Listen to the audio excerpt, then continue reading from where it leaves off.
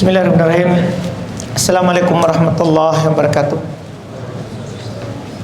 Alhamdulillahirabbil alamin. Wassalatu wassalamu ala Rasulillah wa ala alihi wa ashabihi wa man tabi'ahum bi ihsan ila yaumiddin, amma ba'd. Kaum muslimin jamaah salat maghrib rahimani wa rahimakumullah. Alhamdulillah, kembali di malam hari ini kita lanjutkan kajian fikih dengan membaca kitab Bulughul Maram karya Imam Al-Hafidh Ibn Hajar Al-Asqalani Asy-Syafi'i rahimahullahu ta'ala. Di malam hari ini kita masih lanjut pembahasan tentang jenazah. Kita akan membaca hadis insyaallah 556. Demikian pula hadis yang berikutnya. Kita lihat hadis 556. Qala al-mu'allif rahimallahu ta'ala wa an ummi Atiyata radhiyallahu anha qalat nuhina an ittiba'il janaizi wa lam yu'zam alaina, muttafaqun alaih. Kata beliau dari Ummu Atiyah radhiyallahu taala anha, beliau berkata, kami dilarang dari mengikuti jenazah, tapi tidak ditekankan atas kami. Kami dilarang dari mengikuti jenazah, tapi tidak ditekankan larangan tersebut atas kami. Ini hadis untuk menjelaskan hukum mengantar jenazah bagi seorang perempuan, seorang wanita, seorang muslimah, yang mana sebelumnya kita telah menjelaskan hukum mengikuti jenazah bagi laki-laki, bahwa kita keluar dengan kesimpulan itu sunnah, itu hal yang disyariatkan bagi laki-laki. Di hadis ini perempuan bagaimana? Apa hukum perempuan ikut mengantarkan jenazah? Apa hukum seorang muslimah ikut mengantar jenazah ke kuburannya? Para ulama berselisih pendapat terkait dengan perempuan, apakah boleh dia mengantar jenazah seperti laki-laki atau tidak. Dinukil oleh Imam Nawawi rahimahullah dari madhab Imam Syafi'i dan orang-orang Syafi'iyah serta mayoritas ulama, bahwa bagi perempuan itu makruh mengantar jenazah. Bagi perempuan hukumnya makruh, tidak haram baginya untuk mengantar jenazah. Dalilnya hadis yang ada di buku. Kata penulis dari Ummu Atiyah, dia berkata, kami dilarang dari mengikuti jenazah, kami dilarang mengantar jenazah, tapi larangan itu tidak diazm, tidak diharamkan atas kami. Larangan ketika tidak diharamkan berarti maksudnya apa? Makruh. Makruh. Walaupun ada sebagian ulama rahimahumullah berpendapat haram bagi perempuan mengikuti jenazah, ada yang mengatakan haram. Mereka berdalil dengan beberapa dalil, cuma tidak lepas dari pembicaraan sanadnya. Misalnya mereka berdalil dengan hadis yang diriwayatkan oleh Ibnu Majah rahimahullah, bahwasanya anna Nabi sallallahu alaihi wasallam qala lin nisa, Nabi sallallahu alaihi wasallam berkata kepada para perempuan yang mengikuti jenazah, irji'na ma'zurat ghairu ma'jurat, kalian kembali dengan membawa dosa, tidak membawa pahala. Ini kata Nabi kepada para perempuan yang mengikuti jenazah. Kata beliau, kalian kembali membawa dosa, tidak membawa pahala. Hadis ini menunjukkan apa? Haramnya. Karena membawa dosa. Namanya sesuatu itu kalau dosa berarti apa? Haram. Hanya saja hadis ini adalah hadis yang dhaif. Di dalam sanadnya ada rawi yang bernama Ismail ibn Salman Al-Kufi. Rawi ini matruk. Dia ditinggalkan hadisnya, artinya hadisnya palsu. Kalau dibilang ini rawi ditinggalkan, maksudnya hadisnya derajatnya apa? Palsu. Sampai ke situ. Demikian pula ada mereka berdalil juga, itu tadi riwayat Imam Ibnu Majah, tapi dhaif sekali. Dengan alasan yang kami sebutkan. Bahkan sebagian ulama lagi mengatakan bahwa dalam hadis itu tadi, yang hadis tadi yang mengatakan kalian kembali membawa dosa, tidak membawa pahala, itu kata Nabi kepada para perempuan. Di dalamnya juga ada rawi yang bernama Dinar. Dinar, maksud Dinar adalah Abu Umar Al-Asadi. Dia dianggap pendusta oleh Al-Khalili. Bahkan kata Imam Al-Bukhari rahimahullah, kalau antum lihat di sanad rawi yang bernama Dinar Abu Umar Al-Asadi, ya, ini rawi dikatakan oleh Imam Al-Bukhari rahimahullah kana muhtarian. Rawi ini adalah rawi yang seperti semisal dengan Mukhtar Al-Kadzab, si pendusta. Dalam meriwayatkan apa? Hadis. Jadi sama dengan Imam Bukhari mengatakan ini pendusta hadisnya. Berarti hadisnya apa? Palsu. Yang mengatakan apa? Kalian pulang membawa dosa, tidak membawa pahala. Lemah. Kalau seandainya sahih ini haram bagi perempuan ikut jenazah. Demikian pula mereka berdalil, ini hanya sekedar wawasan saja, karena ada di sana orang mengatakan dengan keras mengatakan bahwa perempuan haram mengikuti jenazah. Mereka juga berdalil dengan hadis riwayat Imam Ahmad, Abu Daud, demikian pula An-Nasai dari Abdullah bin Amr bin Al-As, bahwasanya kata Abdullah bin Amr bin Al-As, anna Nabi sallallahu alaihi wasallam qala li Fatimah. Nabi sallallahu alaihi wasallam berkata kepada Fatimah, anak beliau, putri beliau sallallahu alaihi wasallam. Beliau berkata kepada Fatimah, "Lau kunti balagti ma'ahumul kuda ma dakhaltil jannata hatta yadkhula jaddu abik."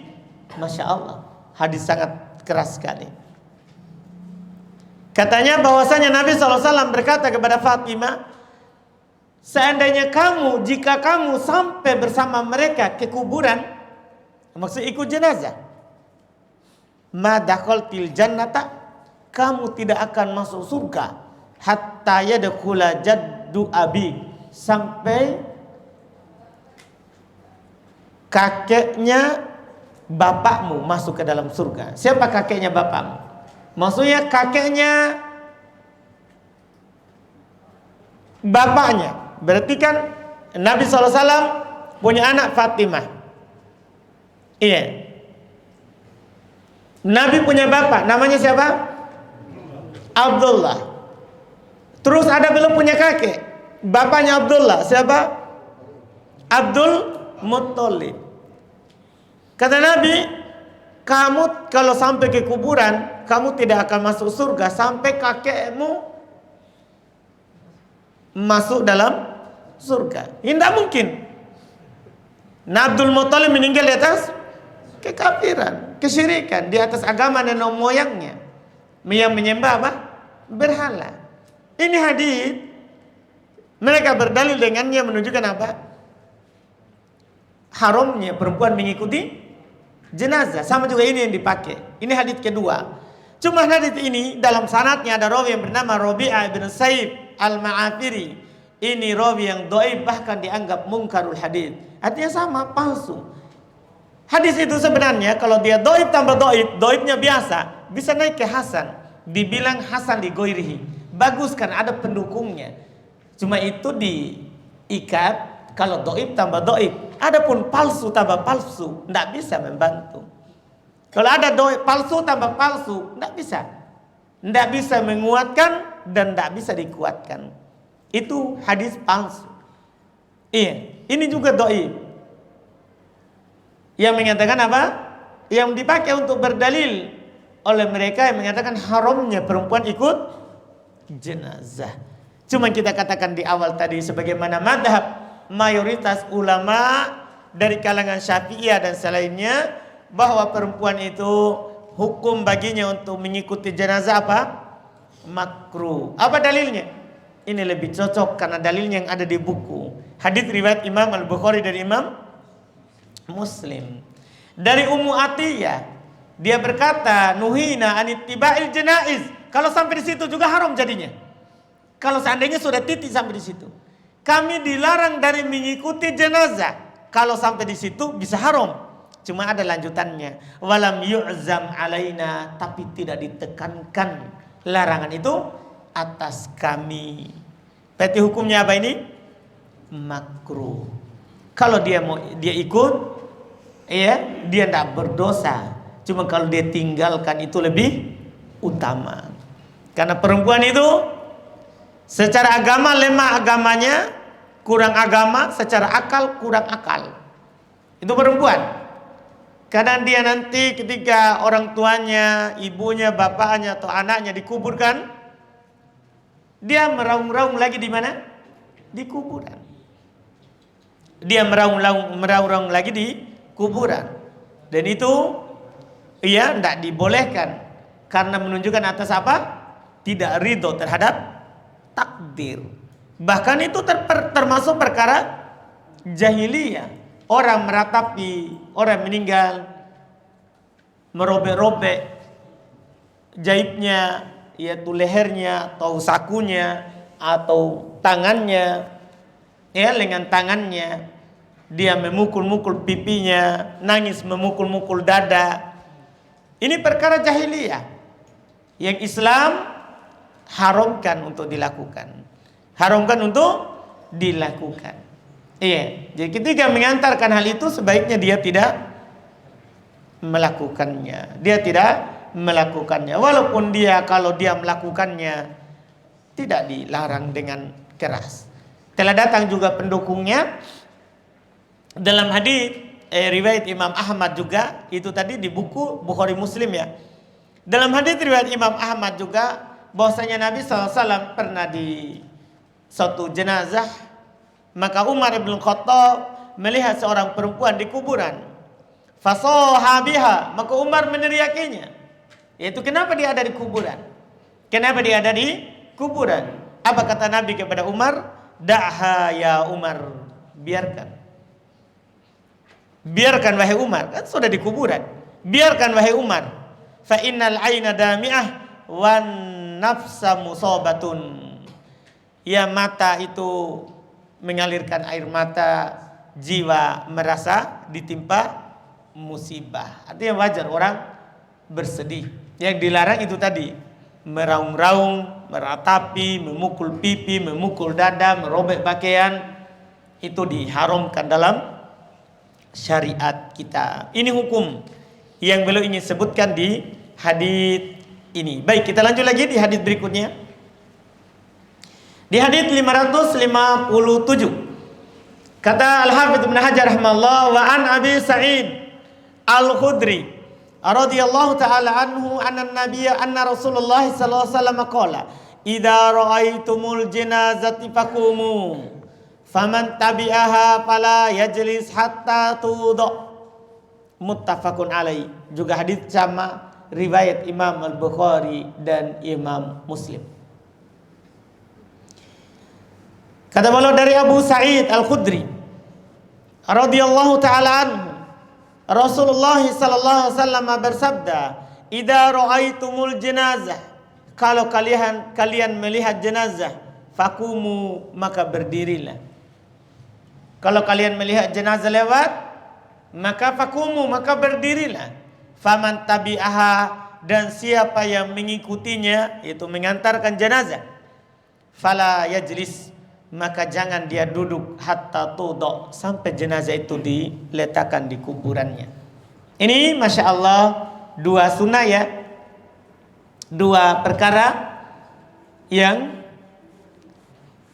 disebutkan di dalamnya. Pertama, hukum berdiri bagi orang yang melihat jenazah. Para ulama rahimahumullah ada sedikit silang pendapat sebenarnya terkait dengan berdiri ketika melihat jenazah. Karena kenapa? Hadis di hadapan kita jelas menunjukkan dia berdiri. Cuma ada di hadis lain yang menunjukkan Nabi SAW beliau asalnya tadinya berdiri, kemudian beliau duduk. Makanya sebagian ulama mengatakan hadis tentang perintah berdiri, sunnahnya berdiri, yaitu yang ada di buku ini yang kita baca, itu mansukh, itu telah dihapus hukumnya. Karena kenapa? Ada dalam riwayat Imam Muslim, anna Nabi sallallahu alaihi wasallam qama lil janazati tsumma qa'ada. Bahwasanya Nabi sallallahu alaihi wasallam berdiri ketika ada jenazah lewat, kemudian beliau duduk. Ini kan menunjukkan apa? Yang beliau ucapkan tadi di hadis yang kita baca di atas di buku ini, itu sudah dihapus dengan hadis yang ada di Imam Muslim. Makanya sebagian ulama mengatakan seperti itu, tidak sunnah lagi. Kalau ada lewat jenazah kita berdiri, tidak sunnah lagi. Iya. Sementara sebagian ulama yang lain seperti Imam Ahmad, demikian pula ini yang dipilih oleh Ishaq ibn Rahawai dan Ibnul Majishun, demikian pula sebagian Syafi'iyah. Ini juga dipilih oleh Al-Imam An-Nawawi rahimahullah, bahwasannya siapa yang melihat jenazah, sunnah baginya untuk berdiri. Sunnah baginya untuk berdiri. Kenapa dia sunnah? Karena Nabi pernah berdiri kemudian duduk. Itu kan perbuatannya. Iya. Sementara di hadis ini adalah perintahnya. Jadi Nabi bilang kalau kalian melihat jenazah lewat, maka berdirilah. Jadi asalnya kan wajib. Kemudian Nabi duduk pada saat melihat jenazah. Apa ini yang dimaksud? Artinya perintah wajib tadi itu telah dipalingkan oleh duduknya Nabi ini, perbuatannya menjadi sunnah. Mungkin bisa dipahami. Daripada kita mengatakan mansukh, haditsnya dihapus, itu kan berarti kita mengamalkan satu hadits, meninggalkan satu hadits. Cara pertama yang harus dilakukan adalah kompromikan. Ini bisa dikompromikan. Hadits yang ada di buku, Nabi bilang fakumu, berdirilah. Apa hukum berdiri? Wajib. Cuman ketika ada jenazah lewat, Nabi berdiri kemudian duduk. Menunjukkan apa ini? Beliau ingin mencontohkan bahwa berdiri itu tidak wajib, tapi apa? Sunnah. Ini pendapat yang benarnya tentunya insyaallah. Ia mengkompromikan hadis ini, dua hadis ini. Ia mengkompromikan dua hadis ini. Kami sudah sebutkan tadi siapa yang berpendapat. Imam Ahmad dalam satu riwayat itu dipilih oleh Ishaq, itu juga dipilih oleh Ibnul Majishun, juga sebagian Syafi'iyah, dan itu juga yang dipilih oleh Al-Imam An-Nawawi rahimahullah. Apalagi telah sahih dari banyak sahabat kalau mereka berdiri ketika melihat jenazah lewat, seperti yang dinukil dari Abu Mas'ud Al-Badari, juga dinukil dari Abu Sa'id Al-Khudri, juga Qais ibn Sa'ad, Sahal ibn Hanif, ya. Bahkan telah sahih dari Nabi SAW, yaitu hadis riwayat Imam Al-Bukhari dan Imam Muslim. Qais ibn Sa'ad dan Sahal ibn Hanif, keduanya ditanya tentang berdiri saat melihat jenazah lewat. Ditanya, maka keduanya menjawab, anna Rasulullah sallallahu alaihi wasallam murra bi janazatin faqama. Bahwasanya Nabi sallallahu alaihi wasallam ada lewat jenazah, Nabi berdiri. Fakila, dikatakan kepada Nabi, innaha Yahudiyah, itu jenazah Yahudi, bukan Muslim. Itu jenazah Yahudi, bukan Muslim. Faqala, kata Nabi, alaisat nafsan, bukankah itu jiwa orang? Ya, dia memang jenazah Yahudi agamanya, tapi itu juga manusia. Ini mendukung itu tadi, bahwa berdiri ketika melihat jenazah lewat itu adalah apa? Sunnah, walaupun kafir. Walaupun apa? Kafir. Bisa dipahami mungkin? Ini Masya Allah tentunya yang kuatnya. Sekarang yang lihat, bagaimana kalau yang ikut? Nah, potongan kedua di hadis. Potongan kedua kan, faman tabi'aha fala tajlis fala yajlis hatta tu'da. Siapa yang mengikutinya, maka jangan dia duduk sampai diletakkan di kuburannya. Ini masalah kedua. Ini masalah kedua. Para ulama rahimahumullah juga berselisih pendapat terkait dengan boleh enggak seorang yang mengantar jenazah itu duduk sebelum dikubur itu jenazah. Berselisih, perselisihannya sama dengan sebelumnya itu tadi. Karena masalahnya hadis yang ada di buku, ada yang mengatakan itu mansuh. Itu telah dihapus hukumnya. Telah dihapus. Sehingga ketika mereka berpendapat telah dihapus, berarti tidak disunahkan lagi untuk berdiri sampai dikuburkan. Tapi yang benarnya kita udah bilang tadi, bahwa hadisnya tidak mansuh. Hadisnya tidak mansuh. Oleh karena itu sekelompok dari ulama rahimahumullah seperti Imam Ahmad dan para pengikutnya, Al-Auza'i, juga sahih dari para sahabat seperti Ibnu Umar, Abu Hurairah, Abu Sa'id, Al-Hasan bin Ali, Ibnu Zubair dan selain mereka. Bahkan kata para ulama juga telah sahih dari sebagian tabi'in seperti Al-Imam An-Nakhai, Asy-Sya'bi rahimahullah. Mereka menyebutkan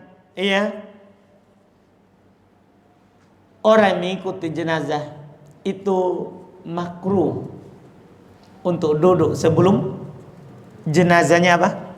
Dikuburkan. Makruh. Kalau dia duduk tidak dosa. Cuman dia melakukan hal yang dibenci. Dia telah melakukan hal yang dibenci. Ini berdalil dengan hadis tadi yang ada di buku. Faman tabi'aha fala yajlis hatta tudho. Siapa yang mengikuti jenazah, tidak boleh dia duduk sampai dikuburkan. Tidak boleh dia duduk sampai dikuburkan. Ini Masya Allah. Satu lagi ya.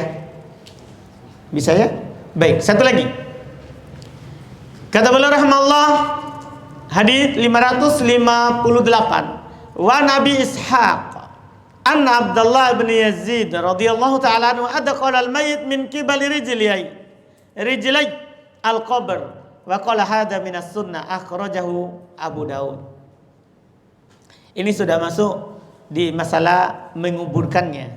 Selesai pembahasan mengikuti jenazah dengan hadis tadi itu. Sekarang ini mulai menguburkan. Kata beliau dari Abu Ishaq bahwasanya Abdullah bin Yazid radhiyallahu taala anhu, beliau memasukkan mayat itu di arah kakinya kuburan. Artinya ini kuburan, misalnya ini kuburan. Jadi mayatnya disimpan di sebelah sini. Kepalanya di sini, pas di kakinya. Dimasukkan begini. Jadi orang di bawah yang mengambilnya dimasukkan di sini. Sebentar kita akan bicarakan hukumnya.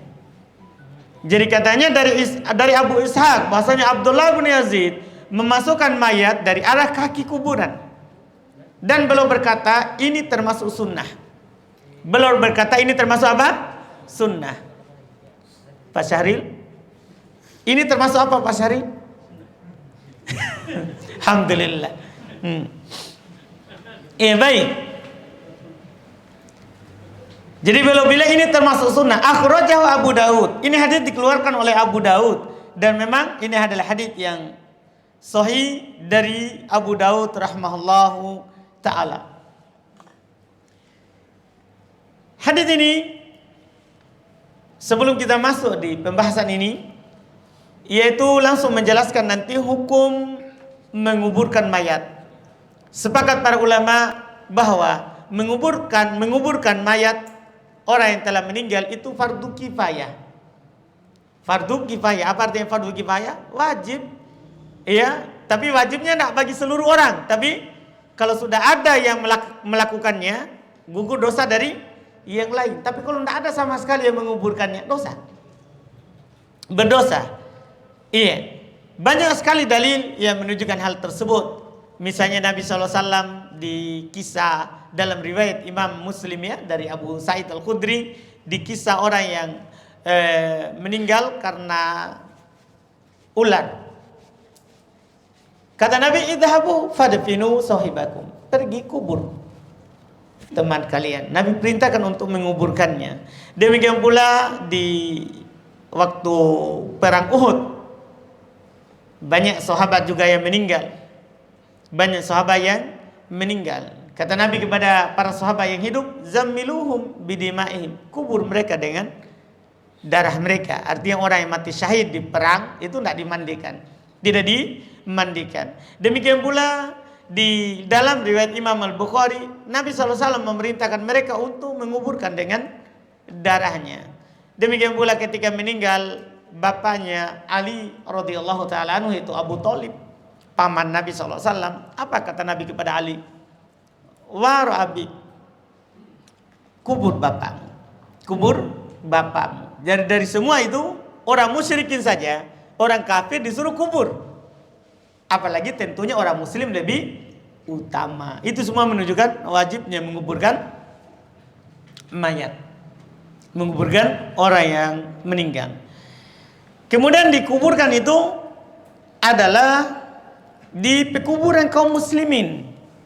Walaupun ketika ditanya boleh nggak di rumah, maksudnya di rumah bukan dalam rumah, di luar rumah.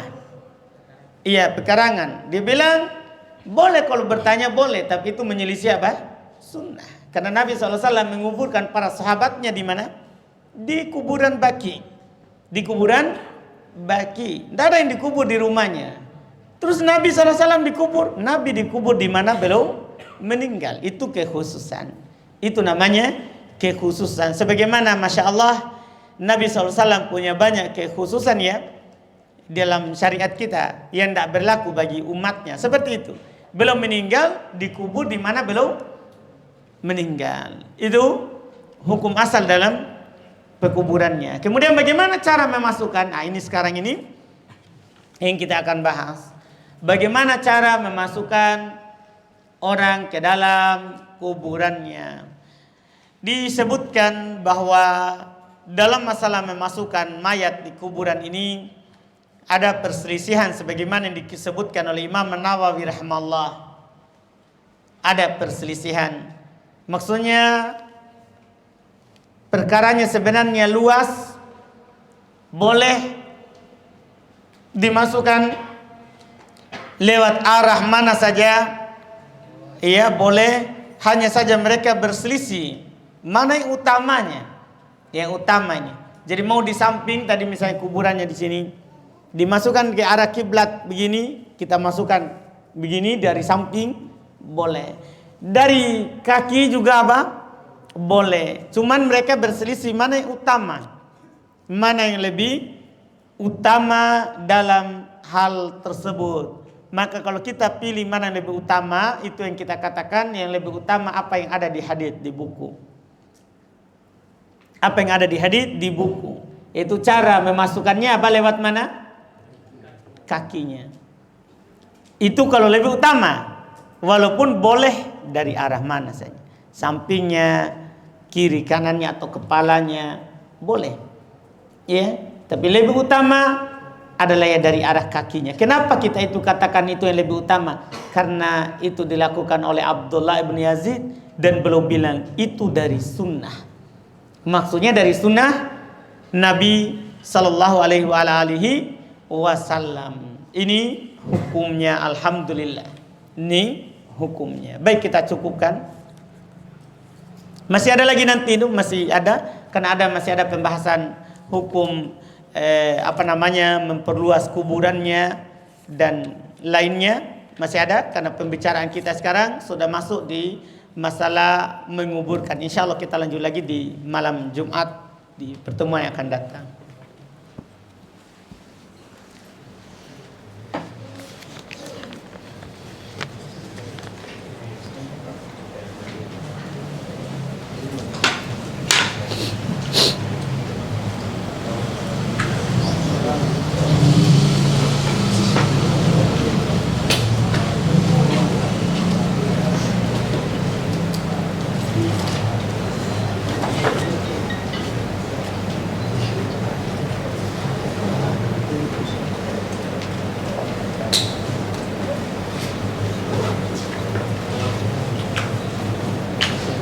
Ini ada pertanyaan.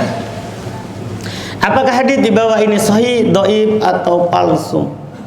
Sehelai rambut wanita yang dilihat oleh laki bukan mahram dengan sengaja, maka balasannya 70.000 tahun di dalam neraka. Satu hari di akhirat sama dengan 1000 tahun di dunia. Seorang wanita yang masuk neraka akan menarik 4 orang lelaki, yakni ayah kandung, adik kandung laki-laki, suami dan anak kandung laki-laki. Dia nggak tahu. Baru dengar. Alhamdulillah. Apa hukum jika istri tidak memakai jilbab? Berdosa. Karena memakai jilbab itu kewajiban dari seorang muslimah. Ketika dia tidak memakainya, dia berdosa. Karena itu perintah dalam Al-Quran. Kata Allah Subhanahu wa taala, ya ayuhan nabi kulli azwajika wa banatika wa nisa'il mu'minin ayyudinina min jalabibihin. Wahai Nabi, katakan kepada istrimu, anak-anakmu dan para perempuan istri dari orang-orang yang beriman untuk menurunkan jilbab-jilbab mereka, ya, menutup dari atas kepala sampai ke bawah. Itu perintah Al-Quran. Perintah Al-Quran wajib. Kalau dia tidak lakukan, berdosa. Kalau dia tidak lakukan, berdosa.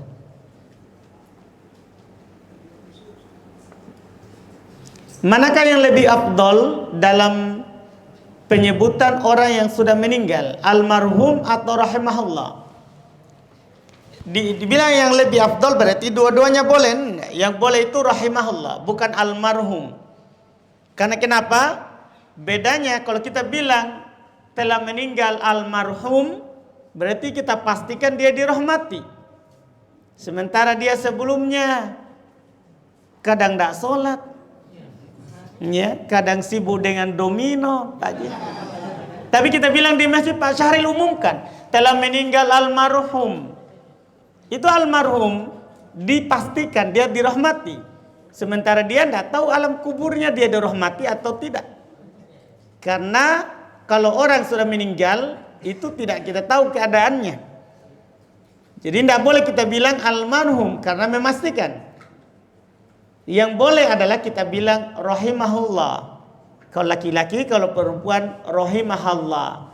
Itu doa. Semoga Allah merahmatinya. Jadi ketika kita bilang telah meninggal si fulan bin fulan rahimahullah, telah meninggal si fulan anaknya si fulan, semoga Allah merahmatinya, itu namanya kita mendoakannya. Mendoakan orang meninggal itu boleh, tapi memastikannya dia dirahmati tidak boleh. Karena siapa kita?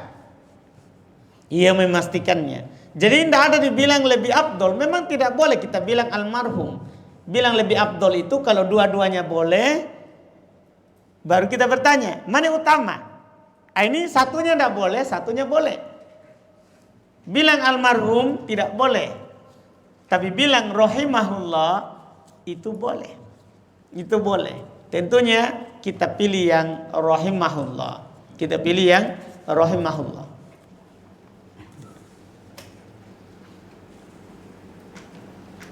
Apa hukumnya membacakan surat Al-Fatihah dan menabur bunga sebagaimana kebanyakan masyarakat melakukannya? Dua perkara. Membacakan surah Al-Fatihah untuk orang meninggal tidak sampai kepadanya. Ia membacakan surah Al-Fatihah untuk orang meninggal tidak sampai kepadanya. Kenapa kita bilang tidak sampai? Karena Nabi tidak membacakan Al-Fatihah untuk istrinya Khadijah meninggal. Nabi tidak kirim Al-Fatihah untuk anaknya meninggal. Anak Nabi meninggal saat belum masih hidup. Tidak ada belum kirim Al-Fatihah. Demikian pula sahabat, kan banyak sekali orang meninggal di masa Nabi SAW. Ada anaknya, ada istrinya, ada anak laki-laki, ada anak perempuan. Dia pernah belum kirim Al-Fatihah. Nah, kata Nabi SAW dalam hadits Aisyah, kenapa kita bilang tidak diterima? Karena Nabi bilang dalam hadits Aisyah radhiyallahu taala anha, man ahdatsa fi amrina hadza ma laysa minhu fahuwa raddun. Siapa yang mengada-ngada di dalam urusan kami ini, maksudnya agama, urusan agama bukan urusan dunia. Siapa yang mengada-ngada dalam urusan kami ini, yaitu agama, fahuwa raddun, maka dia tertolak. Urusan kami urusan agama.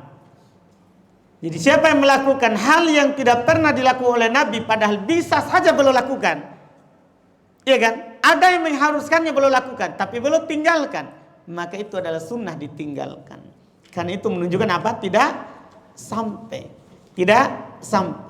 Ini dalil pertama, Nabi tidak lakukan. Sahabat juga tidak lakukan. Imam 4 tidak pernah mengirim Al-Fatihah. Imam 4 tidak ada dinukil dari Imam 4. Anggaplah mereka tidak percaya kalau Nabi Imam 4. Karena sebagian orang begitu, kalau bilang Nabi bilang begini, Imam Syafi'i tahu lakukan. Imam Syafi'i manusia, bukan Nabi. Bisa salah, bisa benar. Tapi anggaplah karena mereka percaya Imam Syafi'i. Tidak ada Imam Syafi'i lakukan kirim Al-Fatihah kepada orang yang meninggal. Telah meninggal si fulan bin Fulan, Al-Fatihah. Tidak ada. Tidak ada. Oleh karena itu dinukil oleh banyak dari ulama rahimahumullah. Bahkan Imam Syekhul Islam Ibnu Taimiyah rahimahullah menukil kesepakatan bahwa bacaan Al-Quran Al-Fatihah dikirimkan, dihadiahkan pahalanya untuk mayat tidak sampai. Tidak sampai dengan alasan yang kita sebutkan tadi. Nabi yang bilang tertolak. Ini Al-Fatihah. Kemudian yang kedua, menabur bunga.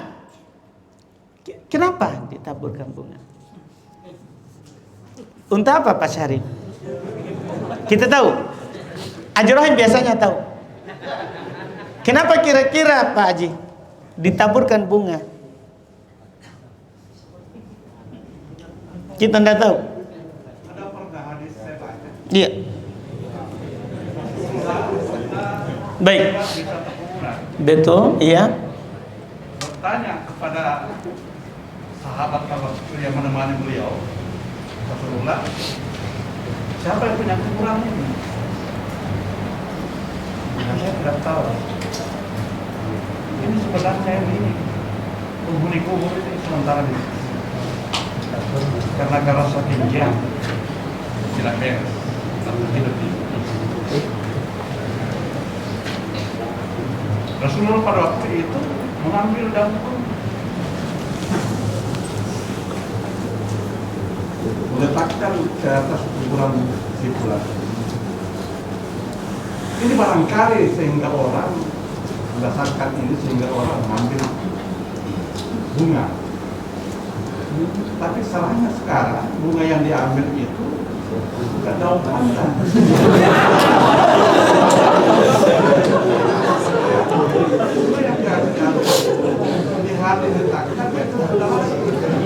Beda ke daun pandan. Ini realitas.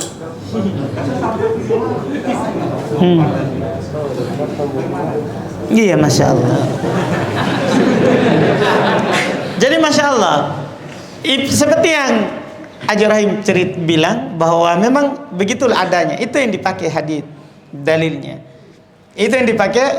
Itu hadits diriwayatkan oleh Imam Al-Bukhari dan Imam Muslim bahwa Nabi SAW marro bi kubroin. Nabi lewat di dua kuburan. Nabi bertanya seperti yang beliau bilang tadi. Beliau bertanya, siapa ini? Mereka bilang tidak tahu. Ini baru dikubur. Kata Nabi, innahuma yu'adzabani wa ma yu'adzabani fi kabir. Keduanya ini lagi diadab dan keduanya tidak diadab karena dosa besar. Wa amma ahaduhuma kana yamshi bin namimah. Adapun salah satu dari keduanya dia berjalan untuk namimah, adu domba. Ini salah satunya, dia diadab di kuburannya. Wa kana al-akhar la yastatiru minal baul. Yang lainnya tidak menutup dirinya dari kencing. Ada dua penafsirannya. Pertama, dia kencing tidak tutup aurat. Iya, artinya mau sekali kencing langsung buka keran, selesai. Iya, itu namanya la yastatiru, tidak menutup auratnya saat kencing. Atau berdiri di jalan. Ya itu Pak, sama itu. Atau depan mobil Pak. Baik, itu tafsir pertama. Tafsir kedua datang dalam sebagian riwayat tidak ia tanazzah, tidak cuci, tidak juga istinja, tidak pakai batu, tidak juga pakai air. Jadi habis kencing langsung resnya cek. Ah, ini disiksa. Gimana caranya? Oh dia data-data aja. Itu tidak ada. Namanya apa namanya? Kalau kita kencing dua saja Pak, pakai air atau batu atau yang semisal batu, tisu. Tidak ada dibilang data cukup. Tidak ada Pak. Jadi itu, nah ini dua. Jadi dia disiksa ini dua kubur ini karena itu. Maka Nabi mengambil pelepah kurma, dia belah dua. Dia belah dua, baru Nabi satu letakkan di yang satu yang satu sebelahnya. Dan Nabi dibilang, semoga diringankan adabnya malam yai bisa. Selama ini tidak kering, diringankan adabnya. Ini dalil yang dipakai. Dalil yang dipakai. Jadi mereka lakukan karena Nabi melakukannya. Dia kiaskan dirinya dengan Nabi. Pertama ini salah. Kenapa bisa salah? Dia samakan dia dengan Nabi. Nah siapa kamu? Rahim. Pak. Bukan begitu Pak. Saya mohon maaf Pak. Masya Allah. Bukan nama kita Pak. Masya Allah. Iya. Masya Allah. Alhamdulillah. Tidak apa-apa gini Pak. Alhamdulillah. Saya tidak sopan lagi ini. Ya? Iya baik. Alhamdulillah. Iya. Siapa kita disamakan dengan Nabi? Nabi itu tahu wahyu. Dia belum lakukan itu karena wahyu dari Allah Subhanahu wa taala. Iya. Baik. Jadi Nabi lakukan itu karena ada apa? Wahyu dari Allah, sehingga beliau katakan bahwa pelepah kurma ini bisa meringankan adabnya. Jadi pertama kesalahannya dia samakan dirinya dengan Nabi, satu salah. Yang kedua, Nabi lakukan kenapa? Karena beliau tahu diadab. Karena Nabi tahu apa? Orang di bawah ini diadab. Nah kita, kalau kita lakukan, berarti kita pastikan di bawah ini diadab, kasihan. Siapa tahu tidak diadab. Iya kan? Bahkan kita harus berharap semoga tidak diadab. Kan begitu. Sekarang datang kita apa? Pastikan, boleh diadab kasihan, tarungi bunga. Tidak terlalu berani, ini perkara goib. Tidak ada yang tahu itu di alam kubur. Iya, selain daripada Allah Subhanahu wa taala. Nabi tahu karena apa? Wahyu.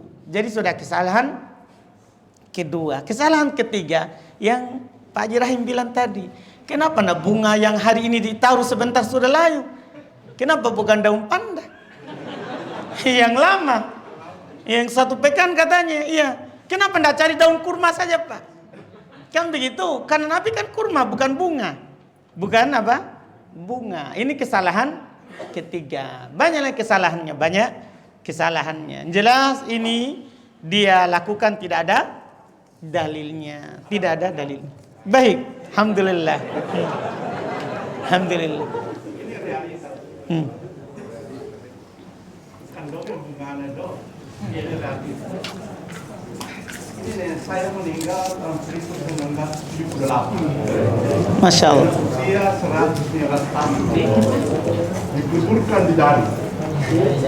Pada waktu itu musim hujan. Tagali jentel saja sudah banyak air.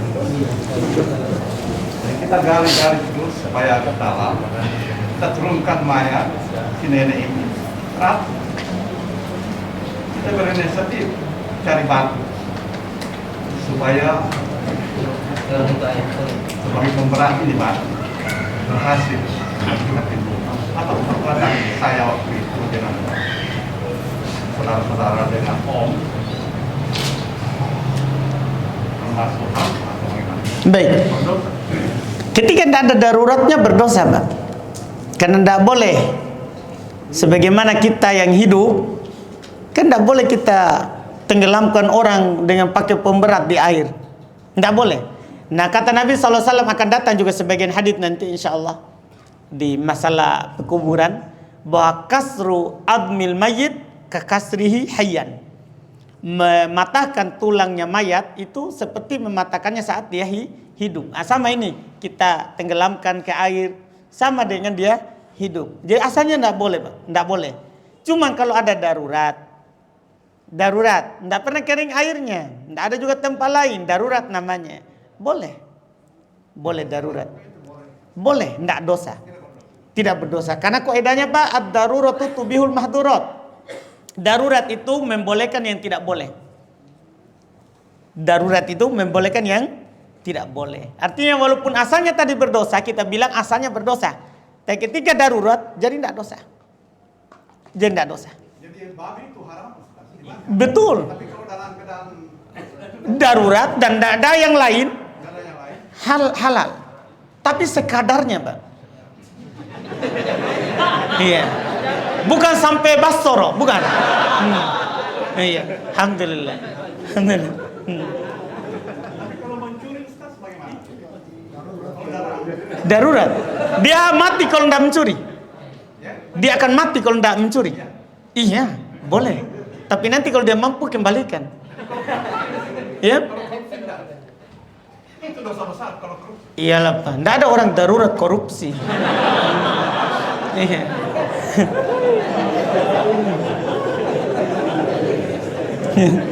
Alhamdulillah, Pak.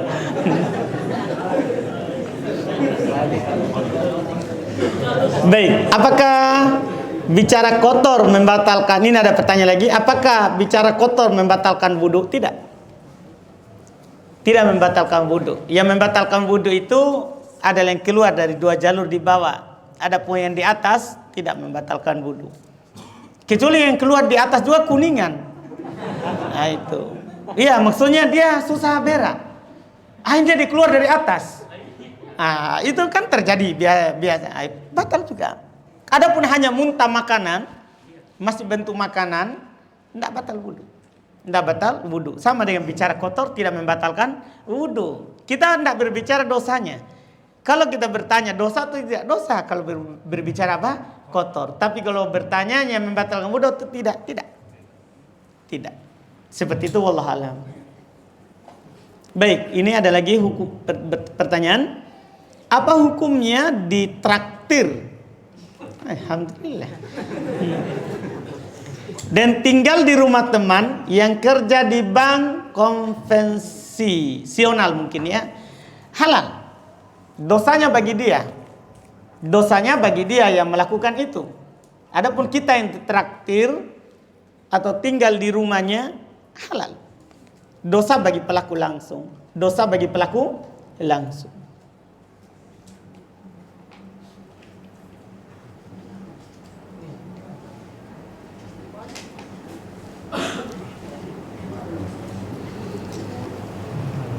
Ada pertanyaan lagi? Tidak ada? Oh, alhamdulillah.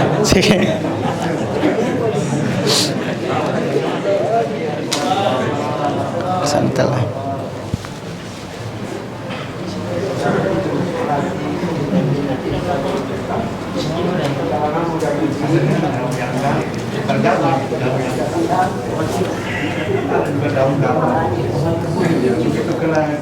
Piring kita makan bersama, satu kubur kita berbuat. Lalu naik motor dua, tabrak mati berdua.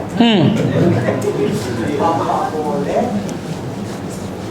kuburan itu buat sedemikian rupa untuk dua orang? Sebenarnya akan datang itu Pak, Masya Allah. Boleh menguburkan 2 orang atau 3 orang dalam satu kuburan, boleh. Karena Nabi SAW menguburkan orang, para sahabat yang mati syahid di perang Uhud, itu ada yang 2, ada yang 3, boleh. Boleh Pak, menguburkan. Misalnya beliau bilang, ya kita hidup satu piring berdua, mati ya satu kubur berdua. Naik motor berdua, mati dua-dua. Apakah boleh dikuburkan dua-duanya dalam satu kuburan? Boleh. Tidak apa-apa. Boleh. Lain jenis maksudnya suami istri. Biar bukan mahramnya juga.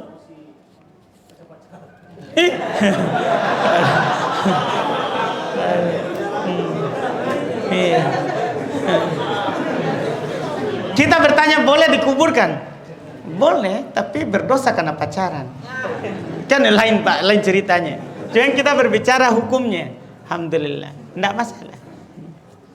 Tidak harus itu dikuburkan bersama mahram. Tidak, dia harus. Boleh bukan apa? Mahram. Kan sudah hilang hukum taklifnya. Nanti dibilang, berdosa nanti hidup bersama di kuburan bukan mahram. Sudah lewat masanya. Orang itu dihukumi haram, halal, wajib, sunnah apa saat dia hidup. Kalau sudah meninggal, hilang hukum. Hilang hukum. Silakan Pak. Rata-rata atau relatif ada perbedaan atau perselisihan paham dari para ulama. Pertanyaan, apakah beliau itu yang berselisih enggan mengikuti yang sudah sahih dan ingin menampakkan sendiri pendapat, atau apa sesuatu ada sesuatu yang tidak sahih? Masya Allah, tidak seperti itu Pak. Kita bisa lihat, anggaplah kita sekarang berbicara Imam 4. Dari apa yang mereka ucapkan dan apa yang mereka lakukan, itu bukan seperti itu. Karena di dalam syariat kita ini memang diharamkan untuk fanatisme buta, taklid buta. Tidak boleh. Tapi kenapa mereka bisa beda paham? Kenapa tidak ikut saja yang lain? Kalau Imam 4 dulu memang agak sulit Pak. Dulu itu susah sampai hadits.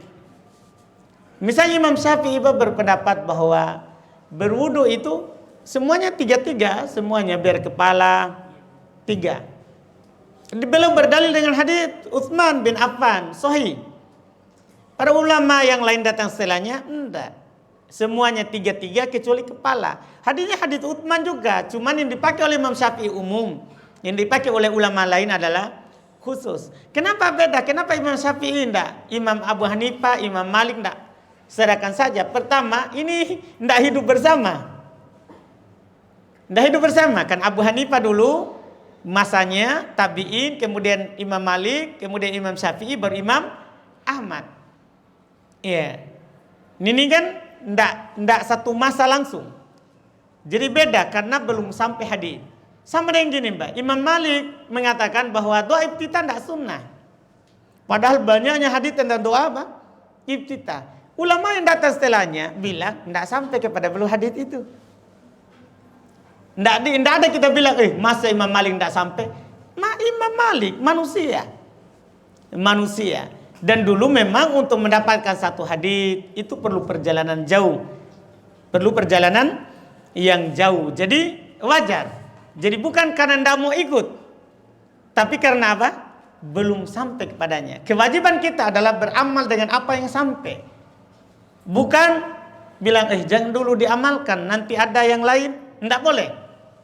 Tidak boleh. Nanti datang yang lain saat hidup misalnya, boleh kita berubah. Makanya Imam Ahmad punya 2 pendapat. Imam Syafi'i ada qaul jadid, qaul qadim. Pendapat lama, pendapat baru. Setelah sampai dalil belum berubah. Sama dengan Imam Ahmad juga seperti itu. Imam Ahmad juga seperti itu. Dari itu kita lihat Imam Syafi'i. Imam Malik dulu sebelumnya. Imam Malik bilang, kullun yuqbal qawluhu wa yurad illa sahibu hadhil kubur. Semuanya diterima ucapannya dan ditolak kecuali pemilik kuburan ini, yaitu dia tunjuk kuburan Nabi SAW. Jadi beliau ingin mengisyaratkan bahwa ndak harus kamu ikut saya fanatik buta. Ndak, semuanya bisa ditolak kecuali Nabi. Artinya kalau datang hadis dari Nabi, itu yang diamalkan, bukan pendapat madhab. Ya, sama juga dengan Imam Syafi'i. Imam Syafi'i lebih banyak lagi ucapannya. Bahkan beliau bilang, kalau kamu dapat hadis di jalan, itulah madhabku. Berarti ini belum mengisyaratkan bahwa ada hadis yang belum sampai kepada beliau. Ada hadis. Dan memang begitu. Kan tidak ada orang hafal semua apa? Ilmu. Jadi bukan tidak mau ikut sana. Tapi memang wajib beramal apa yang sampai kepada kita. Apa yang sampai kepada kita. Demikian pula Imam Ahmad. Setelahnya paling terakhir. Demikian pula ulama-ulama yang lain. Seperti itu Pak. Karena itu tadi dimaklumi bersama, kita tidak boleh fanatik taklid buta kalau sudah sampai dalil. Tidak boleh kalau sudah sampai dalil. Kaget besar ini, Masya Allah. Alhamdulillah. Begini Ustaz, Masih ada di belakang. pertanyaannya itu, siapa kita lihat itu anggota TNI atau anggota Polri yang meninggal itu dimakamkan di kuburan pahlawan. Ya. Kemudian biasa acara penembakan ya. Acara begini apakah ini dibolehkan? Sedangkan para nabi dan sahabat dulu mereka kan adalah pejuang semua. Nah, tidak ada cara-cara seperti ini Ustaz. Ya. Kalau kita bilang ada nggak begitu ya? Tidak, kan kita tahu sendiri tidak ada. Cuma gimana kalau kita meninggal dalam keadaan seperti itu, kita tentara. Nah, kalau bisa kewasiatkan dulu, jangan baku tembak-tembak kalau saya mati. Kalau kita wasiatkan, kan itu kan pilihan juga, alhamdulillah. Di pemerintahan juga tidak harus itu Pak Syarif. Dan kalau kita berwasiat, enggak.